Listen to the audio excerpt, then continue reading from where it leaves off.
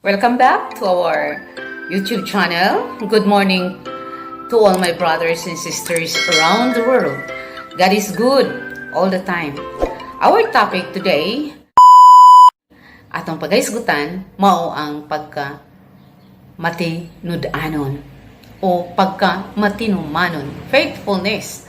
Nga ang faithfulness nagagikan sa pagsalig o pagka maunungon equals faithfulness. So, ang pagkamatinud-anon, usa ka butang nga adunay gipahinungdan.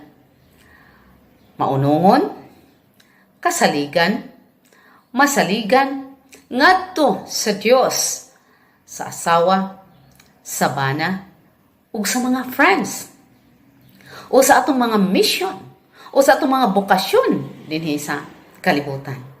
So gitawag kita sa Dios aron nga mamahimo kitang matinud-anon. Una sa tanan, alang kaniya. Ikaduha, gusto ang Dios nga igugol nato ang atong sarili ngadto kaniya. Maunungon ug loyal ngadto kaniya. Ug itugyan nato ang tanan ngadto kaniya. Kung aduna man gani kitay mga problema nga moabot sa atong kinabuhi. So dili kita pasagdan sa Dios. Ug adunay mga unom ka kinaiya sa usa ka nga mamahimo kitang matinud-anon. Mga pagsalig nga walay katapusan. Buhat diha sa kasing-kasing, sa hunahuna, o sa pagpahinungod sa kaugalingon sa usa ka butang. Walay katapusang pagsalig, gugma, ug ato kining makita sa 2 Corinto 5:14. Ug gataas nga pailog mainantuson sa kasakit ug sa kalipay mag-inunungay. Ug pasensyosa, paglahutay ug pagkaligon. Mao kini ang mga kinaiya nga mamahimo kita nga mahimong faithfulness sa tanang butang. So, adunay mga kaayuhan sa paghimo nato nga mahimo kitang matinud-anon. Ang Dios mapadayunong magpahinungod, manalipod ug magbantay kanato.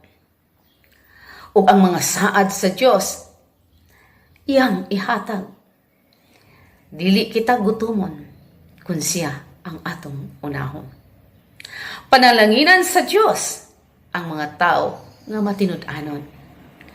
Ang Dios mao'y mopalig-on nga bisan pag-unsa kadaghan sa problema karong panahon na dili nato kalikayan nga atong maisip ang krisis sa health nato nining COVID. Apan panalanginan kita sa Dios kung kita magmatinud-anon ngadto kaniya. Once nga magmatinud-anon kita sa atong isigkataw, mo balik na ngadto sa Dios. Kung unsa may atong gihimo sa atong isigkataw, mousap ka na ang atong gihimo ngadto sa Dios. Mao kana ang pagtulunan sa Ginoo. Ug siya ang magpalig-on kanato. Ug siya mo'y magagiya kanato sa atong kinabuhi kung kita ana-ana ang atong pagka matinud-anon. Sama ni Father Abraham nga gigiyahan na ang iyang kinabuhi hangtod sa iyang mga kaliwatan, hangtod na karon nga kita. Gigiyahan ta sa Dios. So, ang pagka-faithfulness mao kini nga ang pagsabot nga kalidad sa usa ka tawo nga maunungon og kasaligan. Kanusa ikaw nga maglimbong sa imong spouse o sa imong asawa o sa imong bana. Pero tungod sa imong pagkamatinud-anon, sa imong vow sa marriage, sa imong pagpanaad sa Dios, dili nimo biyaan ang imong pamilya. That is faithfulness. Nga bisan pa man ug magkinaunsa, dili yun nato biyaan. Kay ato na kanang gipanaaran sa Dios. Ug sa atong mga kapikas sa kinabuhi, Kung magpabilin nga matinud-anon o tinuod sa iyang panaan sa kaminyoon, mao na kana ang faithfulness. Maglipay, malipayon ang Diyos, maghudyaka ang langit ug ang mga anghel, mga santos sa kalangitan. Kung anaan na kana natong faithfulness. So unsaon man pagtudlo nining pagkamatinud-anon, atong mabasa sa Proverbs 3 verse 3. Ayaw gayud isalikway ang pagkabuutan, ug pagka matinumanon ikwintas kini sa imong liog ug isulat sa imong kasing-kasing. Mao kini ang mando sa Dios nga dili gyud nato isalikway ang atong pagkabuutan, ug pagka matinumanon ikwintas, isulob nato sa atong liog. Isango nato sa atong liog ug isulat sa atong kasing-kasing kining Proverbs 3 verse 3 nga dili nato isalikway ang atong pagkabuutan. So magdapit kita sa atong mga anak nga mahimo usab nga sila ikwintas ang pagkamatinumanon.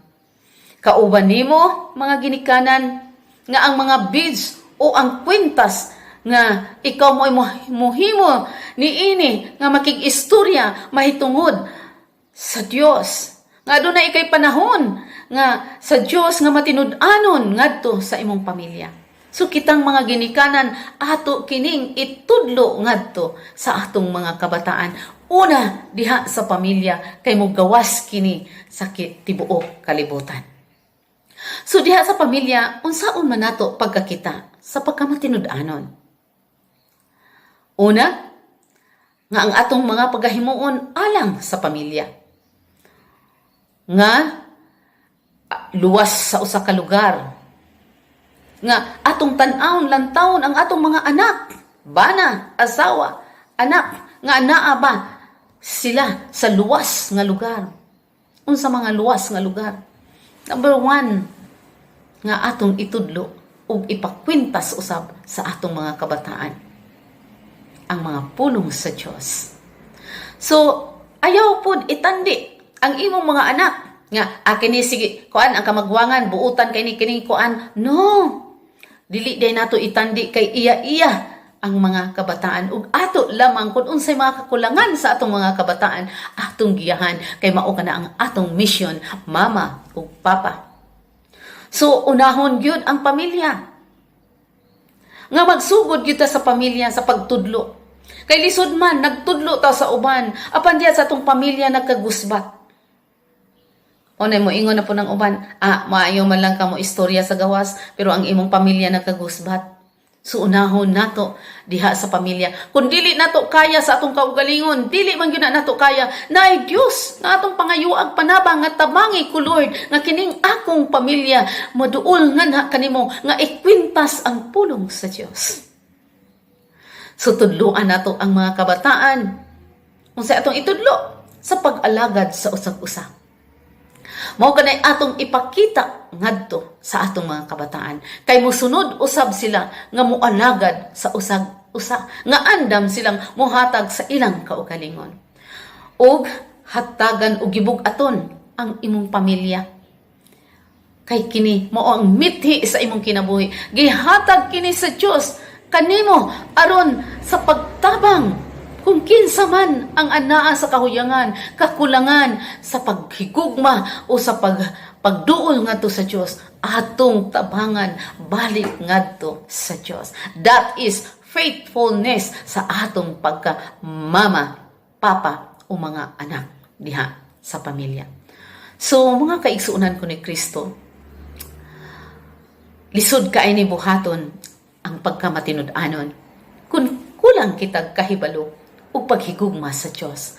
Apan kung anaa na kanato ang paghigugma sa Diyos o pag-ila sa Diyos sa iyang mga gitudlo nga ipabuhat sa nato matag usag-usa, anaa siya, mutabang siya nga kining pagka matinumanon sa atong kinabuhi. Mutubo kini ug mulambo kun kita mutabang sa atong kaugalingon. Magpaduol kita ngadto sa Dios. Mukone kita ngadto sa Dios. Bisan pa karong panahon nga anaa kita sa pandemya, atong ipadayon ang atong pagserbisyo ngadto sa Dios.